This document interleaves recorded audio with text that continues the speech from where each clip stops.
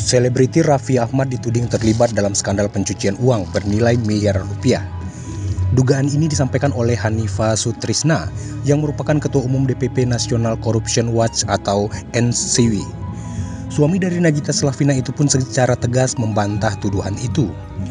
Menanggapi hal tersebut, advokat dan konsultan hukum Dr. Henki Solihin mengatakan tuduhan yang dilakukan NCW kepada Raffi Ahmad terlalu vulgar dan arogan. Apalagi disampaikan dengan menyebutkan nama secara lengkap tanpa menyebutkan inisial. Menurutnya statement itu bisa dikategorikan tidak menghormati hak hukum seseorang. Dia mengatakan seharusnya bila ada kecurigaan terkait aliran dana tidak wajar dilaporkan sesuai prosedur hukum. Terlalu vulgar dan arogan karena langsung menyebutkan nama tanpa menyebutkan inisial.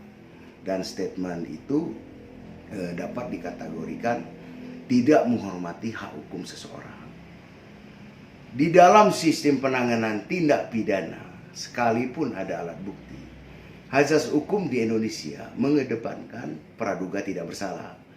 Walaupun seseorang itu telah disangkakan, ditangkap, ditahan, dituntut, atau dihadapkan di depan pengadilan, wajib dianggap tidak bersalah sebelum ada putusan pengadilan yang menyatakan kesalahannya dan telah memperoleh kekuatan hukum tetap.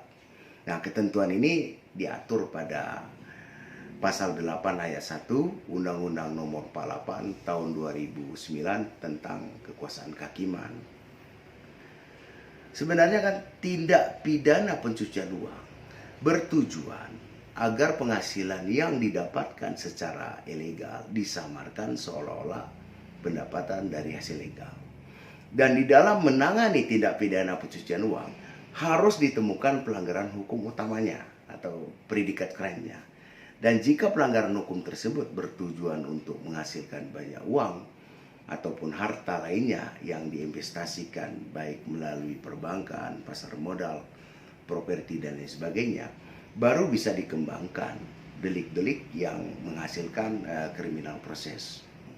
Seharusnya kalau seseorang atau kelompok yang mencurigai dimungkinkan adanya aliran dana yang tidak wajar, sebaiknya segera buat laporan secara prosedur hukum. Undang-undang itu kan menjamin kerahasiaan pelapor dan pelaporan, sebagaimana telah diperjelas pada halaman penjelasan pasal 83. Jangan lebih cepat gembar-gembor di media, dikhawatirkan kan terjadi pelanggaran hukum baru.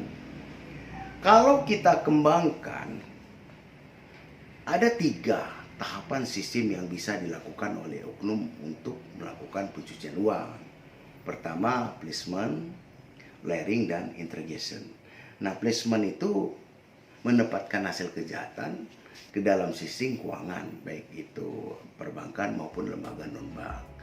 Dan lalu layering, tindakan merubah bentuk dana melalui transaksi yang kompleks atau yang lebih rumit dalam rangka mempersulit pelacakan asal-usul dana, sehingga interrogationnya mengembalikan dana tadi dalam bentuk tahapan yang sah atau seolah-olah pendapatan dari hasil yang legal untuk berbisnis, untuk diperdagangkan, dan mungkin untuk kejahatan lainnya. Itu saja.